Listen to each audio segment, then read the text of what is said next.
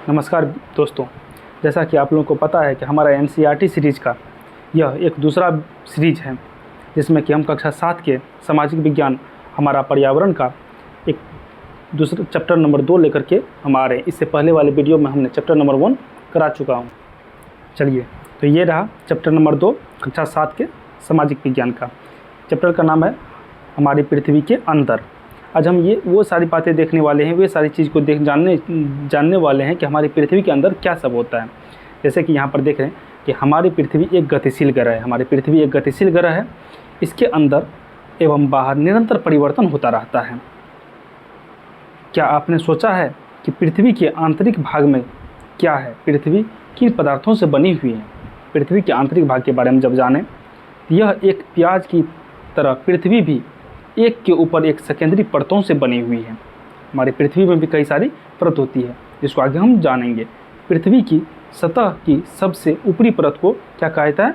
परपट्टी कहा जाता है। पृथ्वी की सतह की सबसे ऊपरी परत को क्या कहा जाता है? परपट्टी कहा जाता है। यह सबसे पतली परत होती है। यह महाद्वीपीय संहति में 35 किलोमीटर एवं समुद्री सतह में केवल 5 किलोमीटर तक है। महाद्वीपीय संहति में मुख्य रूप से सिलिका एवं एल्यूमिना जैसे खनिज से बने हैं, इसलिए इसे सीएल भी कहा जाता है। सीएल, सी का मतलब सिलिका तथा एल का मतलब एल्यूमिना होता है। महासागर की परपटे मुख्यतः सिलिका एवं मैग्नीशियम की बनी होती है, इसलिए इसे सीमे कहा जाता है। क्या कहा जाता है? सीमे। सी का मतलब सिलिका होता है तथा मे का मतलब क्या होता है? मैग्नीशियम। परपट्टी के ठीक नीचे मेंटल होता है। जो हमारी पृथ्वी की परपट्टी होती है ना, उनके ठीक नीचे वाली परत को क्या कहा जाता है? मेंटल कहा जाता है, जो 2900 किलोमीटर की गहराई तक फैला है। और इसकी सबसे आंतरिक परत को क्रोड कहा जाता है, जिसकी त्रिज्या लगभग 3500 किलोमीटर है। यह मुख्यतः निकल एवं लोहे की बनी होती है तथा इसे नीफे कहा जाता है। नीफे में नी का मतलब निकिल होता है और फे का मतलब फेरस होता है। केंद्रीय क्रोड का तापमान एवं दाब काफ़ी ऊंच होता है। जो हमारा केंद्रीय क्रोड जो नीफे होता है ना, उसका तापमान एवं दाब काफ़ी उच्च होता है। सेल एवं खनिज के बारे में जब जानें, तो पृथ्वी की परपट्टी अनेक प्रकार के सेलों से बनी हुई है। जिस परपट्टी पर हम लोग रहते हैं ना, वो अनेक प्रकार के सेलों से बनी हुई है। पृथ्वी की परपट्टी बनाने वाले खनिज पदार्थ के किसी भी प्राकृतिक पिंड को सेल कहते हैं। सेल विभिन्न रंग, आकार एवं गठन की हो सकती है। सेल जो होता है वो कई प्रकार के रंग के, किसी रंग के या किसी गठन के हो सकते हैं। अतः मुख्य रूप से सेल 3 प्रकार के होती है। आग्नेय जैसे इग्नियस सेल, अवसादी जैसे सेडिमेंट्री सेल, तथा क्रियांतरित जैसे मेटामॉर्फिक सेल कहा जाता है। द्रवित मैग्मा ठंडा होकर के ठोस हो जाता है। इस प्रकार बने सेल को आग्नेय सेल कहते हैं। जो पृथ्वी के अंदर से लावा निकलती है, मैग्मा निकलती है, वो जब वो ठंडा होकर के ठोस हो जाते तो उस एक चट्टान का निर्माण करते हैं। उसे कौन सा चट्टान कहा जाता है? आग्नेय सेल कहा जाता है। इन्हें प्राथमिक सेल, आग्नेय सेल को हम प्राथमिक सेल भी कहते हैं। आग्नेय सेल 2 प्रकार के होते हैं, एक अंतर्वेदी सेल होते हैं, एक बहिर्वेदी सेल होते हैं। क्या आप ज्वालामुखी से निकलने वाले लावा की कल्पना कर सकते हैं? वास्तव में आग की तरह लाल द्रवित मैग्मा ही लावा है, जो पृथ्वी की आंतरिक भाग से निकल करके सतह पर आता है। जब द्रवित लावा पृथ्वी की सतह पर आता है, यह तेजी से ठंडा होकर के ठोस बन जाता है। पृथ्वी पर इस प्रकार से बने सेल को बहिर्वेदी आग्नेय सेल कहते हैं। यानी सीधी से मतलब अगर आप समझिए, जो मैग्मा अंदर से बाहर निकलती है और पृथ्वी के सतह पर बाहर में आकर के जो जम जाती है, तो बहिर्वेदी आग्नेय सेल होता है। बहुत से बाहर होता है, बहुत से बहिर्वेदी सेल बन जाता है। इसकी संरचना बहुत महीन दाने वाली होती है। उदाहरण के लिए बेसाल्ट, दक्कन का पठार बेसाल्ट चट्टानों से बना हुआ है। जो हमारा दक्कन का जो पठार है वो बेसाल्ट चट्टानों से बना हुआ है। द्रवित मैग्मा कभी कभी भूपट्टी के अंदर गहराई में ठंडा हो जाता है। इस प्रकार बने ठोस सेल को अंतर्वेदी आग्नेय सेल कहा जाता है। जो मैग्मा बाहर निकल के जमता है उसे तो बहिर्वेदी कहा जाता है। जो कभी कभी पृथ्वी के अंदर ही जम जाता है, जो पृथ्वी के अंदर ही ठोस बन जाता है, उसे अंतर्वेदी चट्टान कहा जाता है, अंतर्वेदी आग्नेय सेल कहा जाता है। धीरे धीरे ठंडा होने के कारण ये बड़े दाने का रूप ले लेता है। और ग्रेनाइट ऐसे ही सेल का उदाहरण है। जो अंतर्वेदी चट्टान होता है, अंतर्वेदी आग्नेय सेल होता है, उसका एक उदाहरण है ग्रेनाइट। जो बहिर्वेदी होता है उसका होता है बेसाल्ट। लई मसालों तथा दानों का चूर्ण बनाने के लिए जिस आकर्षण पत्थरों का उपयोग होता है वे ग्रेनाइट हैं। जो हम लोग मसाला वसाला जिस पर बनाते हैं या दाने का जो चूर्ण करते हैं वे सभी ग्रेनाइट पत्थर, ग्रेनाइट चट्टान का ही बनाए जाते हैं।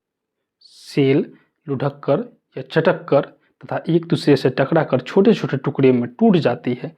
इन छोटे कणों को अवसाद कहते हैं। ये अवसाद हवा, जल आदि के द्वारा एक स्थान से दूसरे स्थान पर पहुंचकर जमा कर दिए जाते हैं। ये अदृढ़ अवसाद दबकर एवं कठोर होकर सेल की परत बनते हैं। इस प्रकार पत्थर रेत के दाने से बनता है। इस प्रकार की सेलों को अवसादी सेल कहते हैं। उदाहरण के लिए बलुआ पत्थर। अब देखिए सीधी सी बात है, अवसादी सेल अगर पूछे तो जो हमारा आग्नेय सेल होता है वही या तो टूट कर या चटक कर या फिर किसी तरह से टकरा कर एक स्थान से दूसरे स्थान पर जाता है और बहुत दिन तक के बाद जब उस पर अत्यधिक दबाव पड़ता है तो वह सेल अवसादी सेल में बदल जाता है। उदाहरण के लिए आप बलुआ पत्थर का नाम सुने होंगे। बलुआ पत्थर रेत के दानों से बना होता है। वो जो रेत के दाना होता है छोटा छोटा उससे बना होता है बलुआ पत्थर। इन सेल में पौधे, जानवर एवं अन्य सूक्ष्म जीवों जो कभी इन सेलों पर रहते हैं वे जीवाश्म भी बन जाते हैं। उसी के अंदर में दबा करके वो जीवाश्म बन जाते हैं। आग्नेय एवं अवसादी सेल उच्च ताप एवं दाब के कारण से कयांतरित सेलों में परिवर्तित हो जाती है।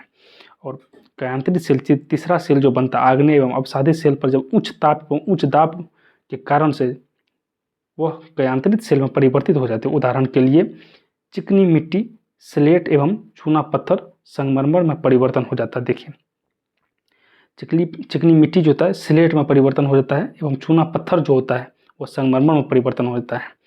तो चूना पत्थर एक अवसादी चट्टान है जो कि काफ़ी ताप एवं दाब के कारण से संगमरमर में बदल जाता है। अतः संगमरमर एक प्रकार का कयांतरित चट्टान। सेल हमारे लिए बहुत उपयोगी है। कठोर सेल का उपयोग सड़क, घर एवं इमारत बनाने के लिए किया जाता है। आप पत्थरों का उपयोग कई खेलों में भी करते होंगे। उदाहरण के लिए 7 पत्थर वाले जो पिट्ठू खेला जाता है, चिबिड्डी यानी टापू और किटकिट जो खेला जाता है, 5 पत्थर यानी गिट्टी, ये सब जो खेला जाता है आप अपने दादा दादी, माता पिता, पड़ोसी आदि से पूछ करके कुछ अन्य खेलों का भी जानकारी हासिल कर सकते हैं। वो सभी जो खेल खेला जाता है सभी के सभी किसी न किसी चट्टान के, किसी न किसी सेल के बने हुए होते हैं। आपको जान करके आश्चर्य होगा कि किन्हीं निश्चित दशाओं में एक प्रकार की सेल चक्रीय तरीके से एक दूसरे में परिवर्तित हो जाते हैं। अब आप देखिएगा कि किस तरह से सेल का चक्रीय होता है।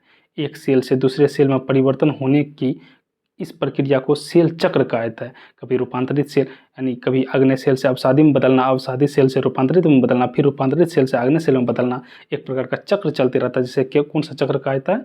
सेल चक्र कहा जाता है। आप जानते हैं कि द्रवित मैग्मा ठंडा होकर के ठोस आग्नेय सेल बन जाता है और ये आग्नेय सेल छोटे छोटे टुकड़े में टूट कर एक स्थान से दूसरे स्थान पर स्थानांतरित होकर अवसादी सेल का निर्माण करते हैं। और ताप एवं दाब के कारण से ये आग्नेय एवं अवसादी सेल कयांतरित सेल में बदल जाते हैं। अत्यधिक ताप एवं दाब के कारण से कयांतरित सेल पुनः पिघल करके द्रवित मैग्मा बन जाती है। यह द्रवित मैग्मा पुनः ठंडा होकर के ठोस आग्नेय सेल में परिवर्तित हो जाता है। जैसा कि यहाँ पर आप देख रहे हैं कि आग्नेय चट्टान से अवसादी बन गया, अवसादी चट्टान से यहाँ पर मैग्मा है, मैग्मा पहले आग्नेय चट्टान बन गया, आग्नेय चट्टान से अवसादी चट्टान बन गया, अवसादी चट्टान ये अवसादी तलछट है, अभी चट्टान बना नहीं है, यहाँ से अवसादी चट्टान बन गया, सेल बन गया, यहाँ से फिर कयांतरित, इसमें काफ़ी ज़्यादा दाब होकर के द्रवित होकर के फिर से मैग्मा बन जाएगा, मैग्मा बन करके फिर से ये ठोस बन करके आग्नेय सेल भी बन जाता है। आप यहाँ पर देख रहे हैं कि ये लाल किला है वो लाल बलुआ पत्थर से बना हुआ था। बलुआ पत्थर एक प्रकार का अवसादी चट्टान है।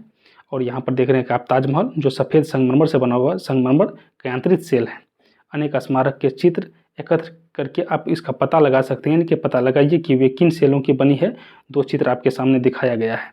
इससे यह पता चलता है कि जो हमारा लाल किला है वह एक अवसादी चट्टान से तथा जो हमारा ताजमहल है वह कयांतरित चट्टान से निर्मित हुआ है। सेल विभिन्न खनिजों से बने होते हैं। खनिज प्राकृतिक रूप में पाए जाने वाले पदार्थ हैं जिनका निश्चित भौतिक गुणधर्म एवं निश्चित रासायनिक मिश्रण होता है। जो खनिज होता है उसका एक निश्चित गुणधर्म होता है, निश्चित मिश्रण होता है। खनिज मानव जाति के लिए बहुत महत्वपूर्ण है। कुछ का उपयोग ईंधन की तरह होता है, जैसे कोयला हो गया, प्राकृतिक गैस, पेट्रोलियम। इनका उपयोग उद्योगों, औषधि एवं उर्वरक में होता है, जैसे लोहा, एल्युमिनियम, सोना, यूरेनियम। ये सभी भी क्या है, एक प्रकार का खनिज है जो उसी सेल के साथ में पृथ्वी पर बाहर निकलती है, सेल के साथ ही बाहर निकलती है ये सारी खनिज।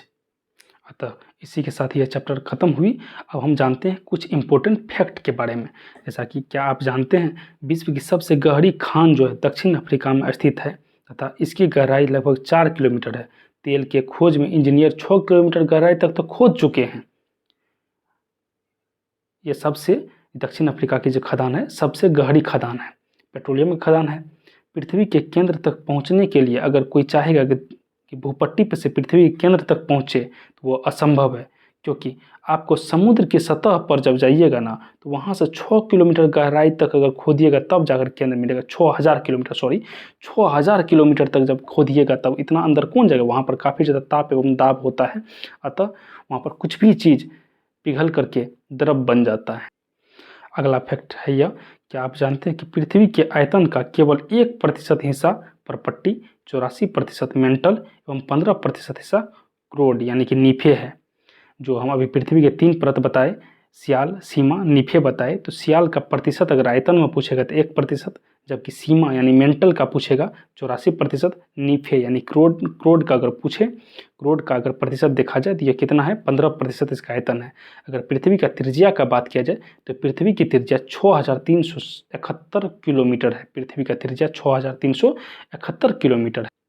एक और यहाँ पर देखा जाता है कि इग्नियस, जो हम आग्नेय चट्टान को इग्नियस सेल के नाम से भी जाना जाता है, यह एक लैटिन शब्द इग्निस से बना है जिसका अर्थ होता है अग्नि। जो इग्नियस होता है वो लैटिन शब्द इग्निस से बना है जिसका अर्थ होता है अग्नि।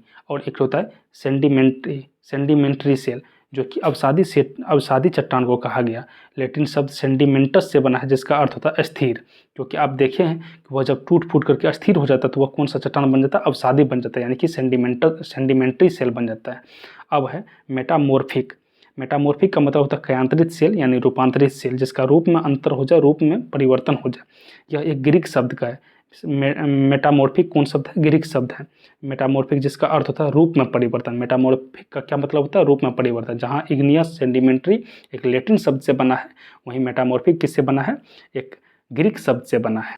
और आप यहाँ पर देख सकते हैं कि हम पढ़े थे जीवाश्म के बारे में, वही चीज़ जो किसी भी चट्टान के नीचे दब जाते हैं बहुत दिन के बाद वो एक ईंधन का रूप ले लेता है, उस कहीं ना कहीं जीव रहता है और वो दब करके ईंधन का रूप ले लेता है, उसी को जीवाश्म कहा था। यहाँ पर लिखा हुआ जीवाश्म सेलों की परतों में दबे मृत पौधे एवं जंतुओं के अवशेषों को जीवाश्म कहा था। जो भी कभी मान लीजिए कोई चट्टान है, वहाँ पर कभी न कभी कोई जीव या सूक्ष्म जीव वगैरह रहता है और वह जब उसमें दब जाता है तो कई सालों, कई लाखों वर्ष के बाद वह जीवाश्म बन जाता है। क्या बन जाता है, जीवाश्म। तो थैंक यू दोस्तों, इसी के साथ ही हमारा चैप्टर नंबर 2 कक्षा 7 के ख़त्म हुए। और अगले एपिसोड में हम लेकर के आएंगे, अगले वीडियो में हम लेकर के आएंगे चैप्टर 3 के बारे में डिस्कशन करेंगे। यहाँ पर इसके कुछ क्वेश्चंस दिए हुए हैं, इस क्वेश्चन को चाहे तो हम लोग ट्राई कर सकते हैं सब आदमी मिल करके। यहाँ पर सारा क्वेश्चंस दिया हुआ है। ठीक है, थैंक यू।